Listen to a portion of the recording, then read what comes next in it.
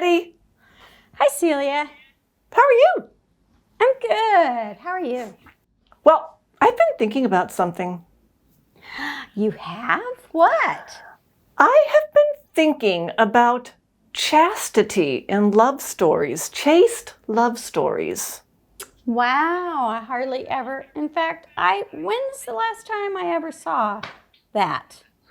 Maybe in a Disney movie, maybe, like Aladdin or Beauty and the Beast or Yes, possibly. Yes, of course. Sleeping Of course. Beauty. I guess, my mind immediately went to live action films. Yes, And yes, books, yes. like that. I don't know. Maybe you see what I'm showing you here. These are scenes from a couple of chaste love stories. The first one was Romeo and Juliet.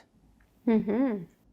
The one you're watching now is a sort of Korean Romeo and Juliet. There are Romeo and Juliet elements to this story. And you'll notice these are very appealing. I mean, these are appealing images. Yes, they are very. The next one we're watching now is The Blue Lagoon. That's the other one that I can think of that's fairly well known in pop culture. And these are, this is also appealing. But, all three of these have something in common, and that is that both lovers are very young. Yes. These are very Teens. young lovers, teens, yes. Would we want to see two mature, I don't know, like 30-something bodies doing this? People who didn't know, people who were just like, oh, what is this sex Well, thing? I guess I would expect something a little more sophisticated from them. But actually just looking at these scenes, I can't insert 30-year-olds into this. No. I just can't do that.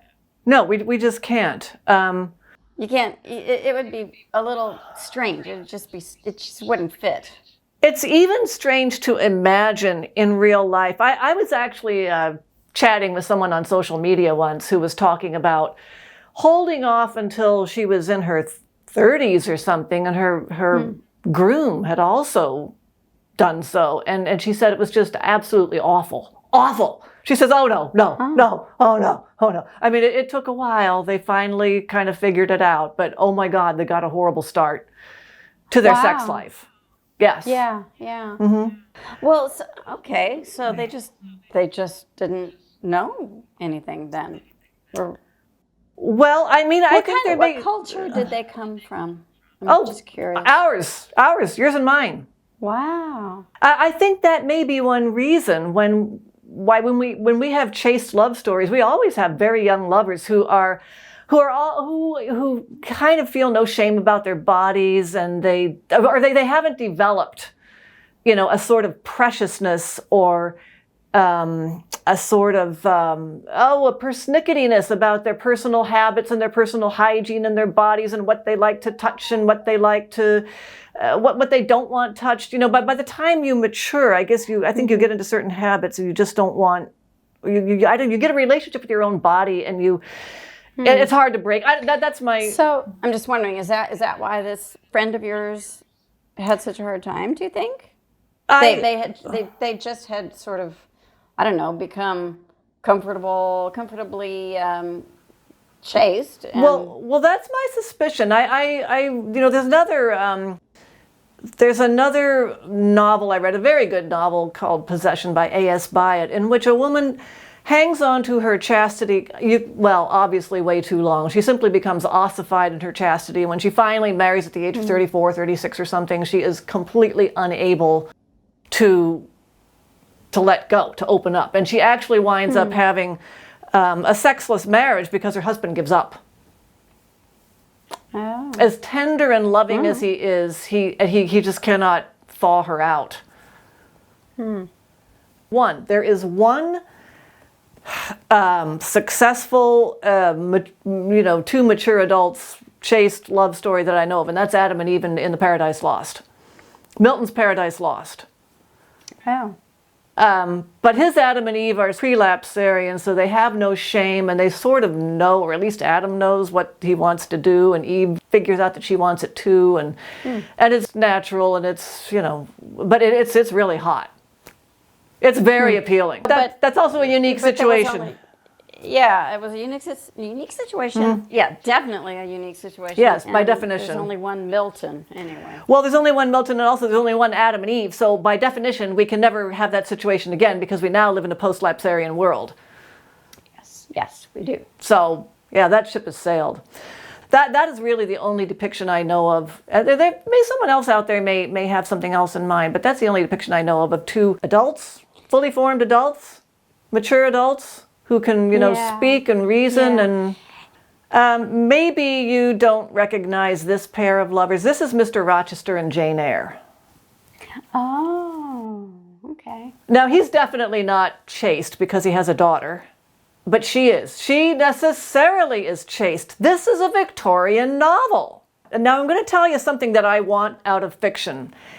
If a man in a superior station, which Mr. Rochester was the first time he proposed to Jane Eyre, or the first time he confessed his love for her, proposes to her twice in the book. But the first time he proposes to her, his situation in life is vastly superior to hers. He's richer, he's her employer, everything. He's decades older.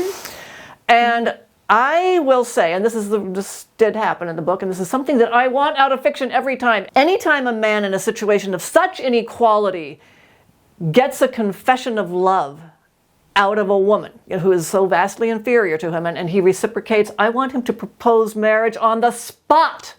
Because, if they have exchanged confessions of love, what is she supposed to do next? Yeah, exactly. Yeah. She's living in a hang patriarchy. around. Yeah, hang around. Well, I wonder if should I, what if Farmer John proposes? It's the cruelest thing in the world for him to just dangle her around. Oh, I love you, and you love me, and well, let's just see how it works out. You hang around in your garret there until I make up my mind whether I'm going to make you a part of my life. You keep your emotions in line with mine. You keep depending on me emotionally, while I decide whether or not I'm going to. Yes, we're talking about two different types of men here.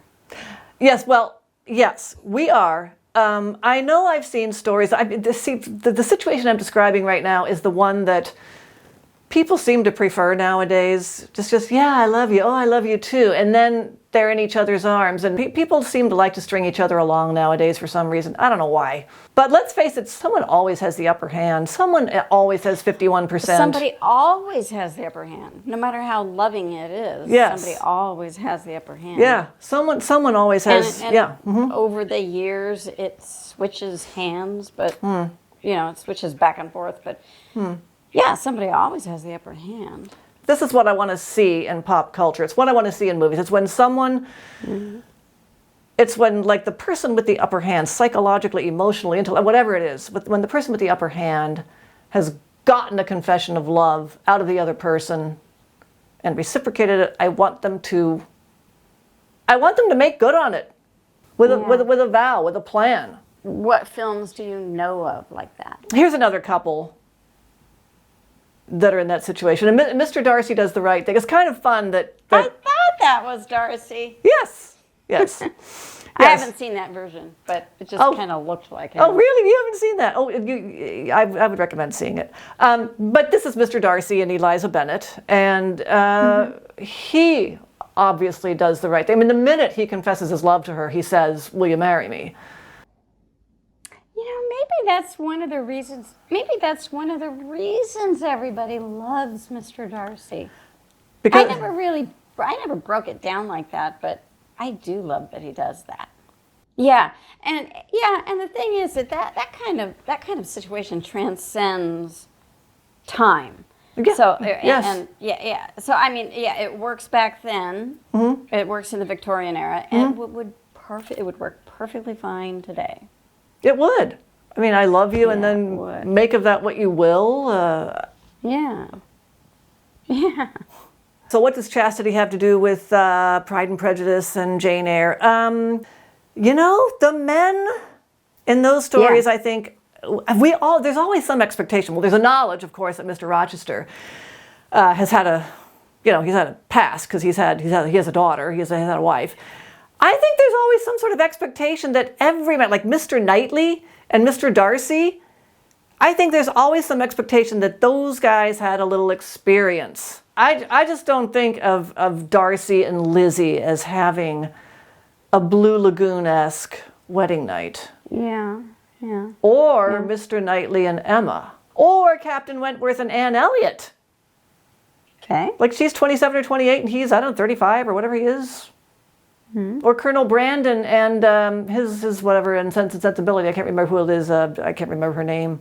But for some reason, the chastity of those girls is appealing to us. And actually, it appeals to me too, because it means that they have not succumbed to the blandishments of men who would obtain a confession of love and then take them off to the whatever, the bushes or the hotel or whatever.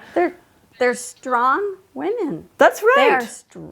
They are very strong. Yeah, the exception is that, what's her name in Pride and Prejudice? Lydia, who runs off with Mr. with Wickham, yeah. But I do like a girl who has held on to it. It's complicated, though, because your friend, who waited until she was 30-something, well, that was a whole different situation. No, again, this is why I was saying we want to see at least the man having had some experience. Yeah. We want. But you know what? I do understand that, though, because the male of the species is always the tomcat. Yes, he Always. is. Yeah, what Chastity says about a girl is that she values herself in those situations. It's not that not so much that she has been saving herself for this man, but she knows she has something. She is not going to give up until someone has said, I love you, and I will, I'll be at your side for the rest of your life. That is how valuable this thing is that she has. And she won't give it up until they have exchanged vows. That's why I like a chaste girl in those situations. I'll go for that. But, all that said, I have to admit, there's another kind of love story that I see nowadays. I've just been dishing and kind of dissing a particular kind of love story. But here is one where I've seen two sophisticated New Yorkers who, they spend the night. That's what they've been doing. And to me, this is also a very appealing love story. It's extremely appealing. It's not only an appealing love story, it's an appealing lifestyle to me. If I could, oh my gosh, I would live in this movie. This is one of my fantasies, to be Grace Kelly living in this movie. Yeah. And the clothes that she wears. That's what I'm talking about. She has the job in the fashion industry and she dashes around town having cocktails and she goes and talks to the editor of Vogue and she wears the expensive dresses and she brings dinner from 21. Oh yes, 21. And she also has this rough-edged boyfriend who lives in this crummy little apartment, who has this cool job. Yes, and he is mysteriously not terribly interested in marrying her. Yes, yeah. I mean, she has to reach. Who would not want to be Grace Kelly? Yeah, yes. I mean, who would not? To be her, but also even to have this, like I said, this sophisticated relationship. I mean, it's one where, look, we are two adults. We know what we want. I'm going to stay all night. What? Yeah. Night. As much as I've been sort of ranting and demanding that men do the honorable thing and that they not leave women dangling, I have to say there is also a great deal of appeal in these post-lapsarian romances in which someone wants commitment and someone doesn't, but like I said, we're adults, we are going to indulge our desires anyway, and we are just going to do this thing, and... You know what, though? We know that those two are going to get together in the end. We know that, starting out. We do. But I don't mind that kind of, that rocky road. Well, and also going back to the ones that we started out with the Blue Lagoon and Romeo and Juliet. Yeah. See, now, I couldn't see teenagers in a situation like I can't transport them into Rear Window. Can't do that. No, that's why I'm talking about I started talking about two sophisticated New Yorkers, two people enjoying an adult lifestyle, two people who know what they're risking. But we know that they're going to end up together anyway. We know that. Well, we know that because it's Hollywood.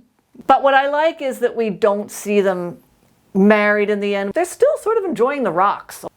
So I guess, Betty, that's all I have to say about the subject, which is really not much. It's just these rambly thoughts. But there we are. I do appreciate, some chastity and a love story every now and then. And I think that there are limits on, there are limits on how much chastity we can tolerate. So did you have any other thoughts about the subject, Betty? No, I'm hungry.